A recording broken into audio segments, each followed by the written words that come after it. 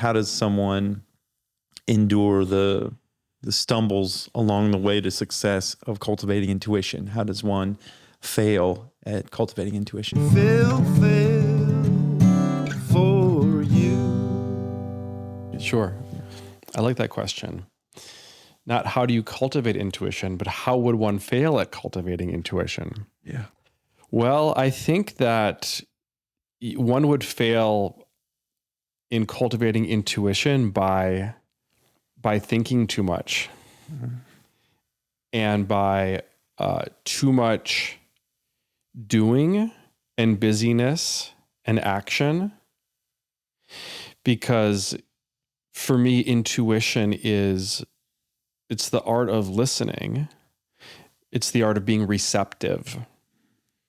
And when I look at the universe, according to Taoism or Chinese philosophy, there is a yin and a yang of energy in the universe, and yin is one of receptivity, and yang is one of action and doing. And we live in a society that's preoccupied with action and doing and productivity, and our minds are trained as such. So we have these very forceful egos here in the United States that are always on overdrive, and they're always calculating and analyzing and thinking and scheming. And one thing I say in my book is that a mind that's too full of information has no room for inspiration. So the intuition is that channel that creates space for inspiration.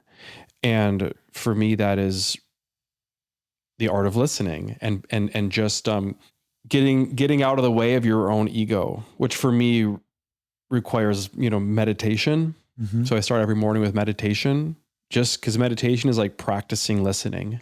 Yeah. Listening to the universe, just getting your own thoughts out of the way so you can be receptive to the voice of the muse. Yeah. Yeah. So a couple things I'm hearing. One is we're fine on action. We're fine on doing and busyness.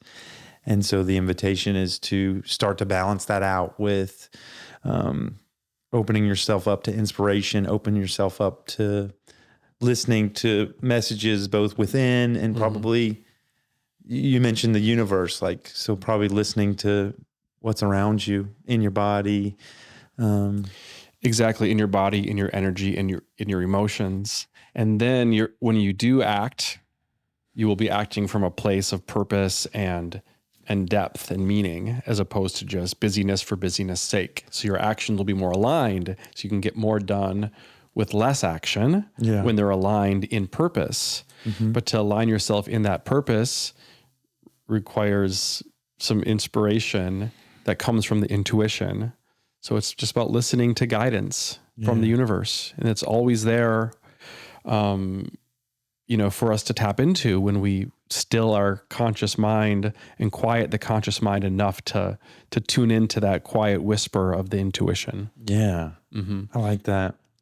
I remember I've done quite a bit of meditation. It started for me with John Kabat-Zinn's mindfulness-based stress reduction system. And I never knew when I was doing it right or whether or not I was, being still. And then when a thought would come, I would gently remove the thought and go back to thinking.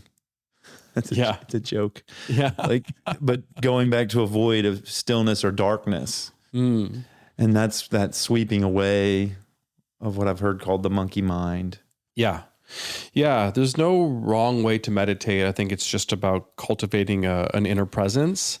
And one way I think about it is listening to the empty space between your thoughts. Like you're going to have thoughts come in, and it's just about, can you just bring your awareness to that empty space between your thoughts, so as not to get fixated on the thoughts and to focus too much on them, but just to let them pass like clouds in the sky, but you're still focusing on the sky, not the clouds that are, coming and going.